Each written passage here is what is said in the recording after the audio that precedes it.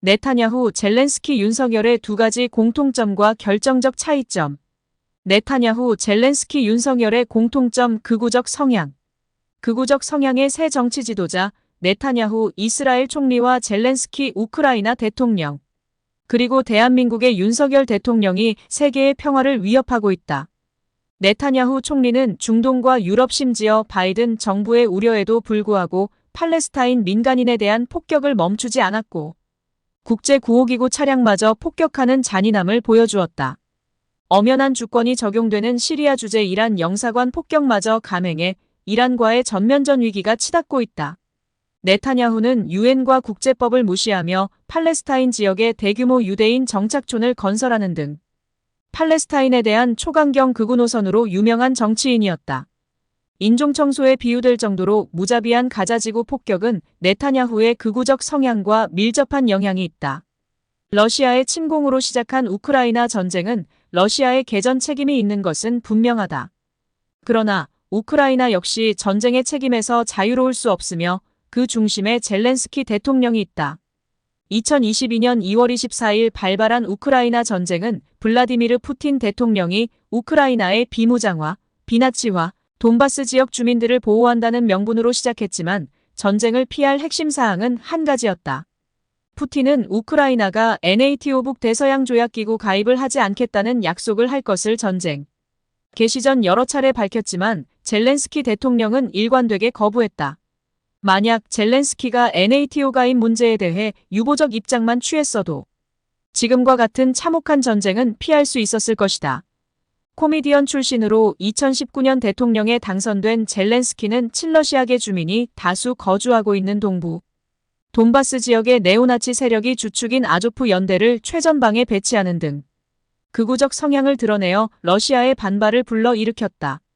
돈바스 지역 민간인 학살로 유명한 아조프 연대를 우크라이나 정규군으로 편입해 전투에 투입시킨 젤렌스키 대통령은 한국 언론에 보도된 평화의 수호자 이미지와는 전혀 다른 극우적 성향을 갖고 있다.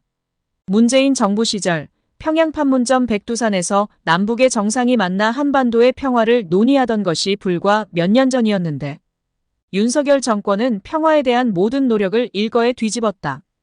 일본 자위대와도 손을 맞잡는 한미일 군사동맹 체제를 갖추며 북한은 물론 중국, 러시아와도 적대적 관계를 조성했다. 이로 인해 남북통신망은 전면 중단되었고 한반도 위기설이 불거지고 있다.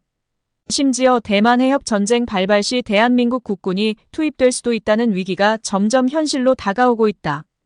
육군사관학교의 홍범도 장군 흉상을 철거하고 3.1 기념사에서 식민 지배의 원인을 군국주의 일본이 아닌 우리의 탓으로 돌리는 발언을 하여 국민적 충격을 주었던 윤석열 대통령의 극우적 성향 또한 네타냐후나 젤렌스키와 다르지 않다. 다만 네타냐후나 젤렌스키와 다른 점이 있다면 이스라엘과 우크라이나는 현재 전시 상황이라는 것이고 우리는 전시 상황이 아니라는 차이뿐이다. 네타냐후, 젤렌스키, 윤석열의 공통점 정치적 위기. 다음으로 네타냐후, 젤렌스키, 윤석열 세 사람은 모두 정치적 위기에 직면해 있다는 공통점이 있다. 네타냐후는 2024년 2월 이스라엘 민주주의 연구소의 여론조사 결과 응답자의 85%가 전쟁이 끝난 뒤 네타냐후 총리가 자리에서 물러나야 한다고 답했다. 3월 31일에는 이스라엘 시민 10만여 명이 가자 전쟁 종식과 네타냐후 정부의 즉각 퇴진을 위한 조기 총선을 촉구하는 대규모 반정부 시위를 벌이는 등 네타냐후 퇴진 시위가 거세다. 2023년에는 사법부의 권한을 축소해 사실상 사법부를 무력화하려는 법안을 추진했다가 건국 이후 최대 규모의 시위가 연일 벌어지는 등 국민적 저항에 직면하기도 했다.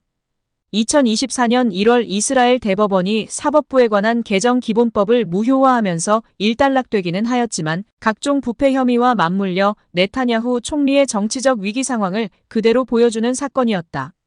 전쟁 초기 90%대의 지지율을 기록했던 젤렌스키 대통령은 러시아와의 휴전협정을 거부한 채 전쟁의 비극이 2년째 이어지는 상황에서 2023년 말 60%대까지 지지율이 하락했고 지금은 더 심각한 것으로 전해진다.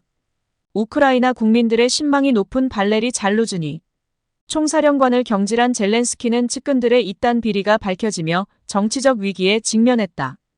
군수품을 빼돌려 엄청난 폭리를 취한 젤렌스키 측근들의 비리로 일코 쿠체리프 민주주의 이니셔티브 재단과 키이우 사회학연구소가 공동으로 진행한 여론조사에서 응답자의 80%는 만연한 부패의 책임이 젤렌스키에게 있다고 답했다.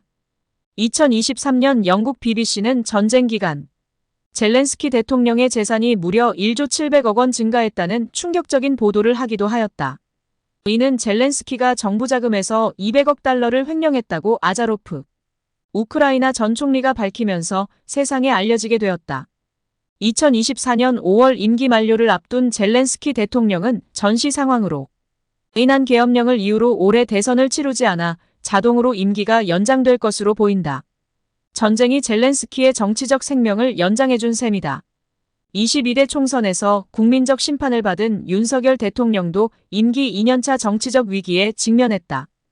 윤 대통령은 취임 직후부터 국민의 약 60%로부터 불신을 받는 상황에서 네타냐후 젤렌스키처럼 부정부패, 비리 혐의가 터져나오면서 국민적 심판에 직면하였다. 이처럼 네타냐후 젤렌스키 윤석열 세 사람은 극우적 성향과 정치적 위기라는 두 가지의 공통점을 지니고 있다.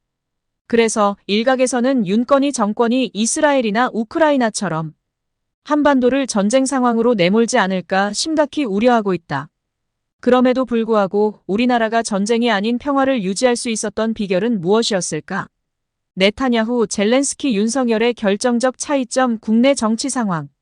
네타냐후의 이스라엘, 젤렌스키의 우크라이나. 그리고 윤석열의 대한민국의 결정적 차이는 바로 국내 정치 상황이었다. 먼저 이스라엘의 정치 지형을 살펴보자. 이스라엘은 120석의 의원 전원을 지역구 없이 비례대표로만 선출하는 선거제도를 갖고 있다. 원내 진입 최소 득표율 3.25%를 넘어 원내에 진입한 정당은 10개에 이른다. 극우 성향의 네타냐후 총리는 32석의 리쿠르당 소속으로 다른 우파 정당 3개와 연합해 총 64석으로 120석 의석의 과반을 넘겨 집권할 수 있었다. 불과 32석의 리쿠르당이 원내 25%의 의석을 갖고도 집권할 수 있다는 특징이 있다. 야당은 6개의 정당이 51석을 갖고 있어 과반에 이르지 못했으며 야당 중 최대 의석 정당은 예시 아티드로 24석을 갖고 있다. 기타 정당은 10석 내외의 의석을 갖고 있다. 이스라엘의 정치 지형에서 주목할 점은 100% 비례대표제가 네타냐후와 같은 끔찍한 결과를 초래할 수 있다는 점과 불과 25% 의석 지분으로도 집권 가능한 정치가 얼마나 후진적인가를 알 수 있다. 우크라이나는 전체 의석 450석 중 50%는 지역구로 50%는 비례대표제로 선출하는 선거제도를 갖고 있다. 원내 진입 최소 득표율은 5%로 이 기준을 통과한 정당은 이스라엘과 마찬가지로 10개이며 무소속이 46석에 이른다. 젤렌스키는 254석의 인민의종 소속으로 2019년 대선에 출마해 당선되었다. 우크라이나는 이스라엘과 달리 대통령을 배출한 정당이 의회 과반 이상을 점유하고 있었지만 9개로 나뉘어진 칠러시아 성향의 야당은 43석의 정당이 최대 정당일 뿐 대부분 20석 내외의 작은 정당으로 구성된 특징이 있다. 반면 한국은 이스라엘이나 우크라이나에서는 상상하기 어려운 정치 지형을 갖고 있다. 21대 총선 기준 103석의 미래통합당이 국민의힘으로 이름을 바꿔 윤석열 후보를 대통령에 당선시켰고 180석으로 의회 과반을 넘는 더불어민주당이 야당으로 자리 잡고 있었다.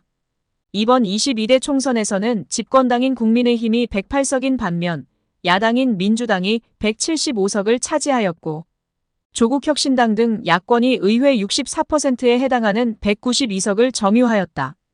네타냐후 젤렌스키와 달리 윤석열은 의회 과반을 훌쩍 뛰어넘는 야당을 마주하고 있다.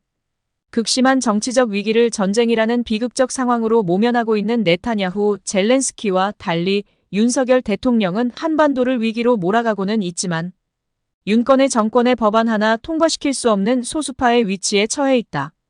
특히 윤석열 대통령은 집권의 경험이 풍부하고 당장이라도 집권할 수 있는 의회 과반을 넘어 175석을 점유한 중심정당을 마주하고 있다. 이스라엘이나 우크라이나는 의석 점유율이 낮은 작은 정당들이 분포한 반면 한국은 단독으로 법안 통과가 가능한 중심정당이 존재하는 근본적 차이점이 있다. 만약 한국도 이스라엘이나 우크라이나처럼 의석수 20석 미만의 작은 정당들이 10여 개로 나뉘어 분포했다면 극우 성향의 대통령은 정치적 위기에 무슨 일을 벌였을지 알 수 없다. 그래서 중심 정당의 존재는 현대 정치에서 가장 중요하다. 거대 양당 운운하며 민주당 비판하기 바쁜 정치평론가들과 언론은 당장 우크라이나와 이스라엘에서 무슨 일이 벌어지고 있는지 들여다보길 바란다. 그리고 중심 정당 없이 다당제 연합 정치를 벌였던 남부 유럽과 남미의 경제가 얼마나 추락했는지도 살펴보길 바란다.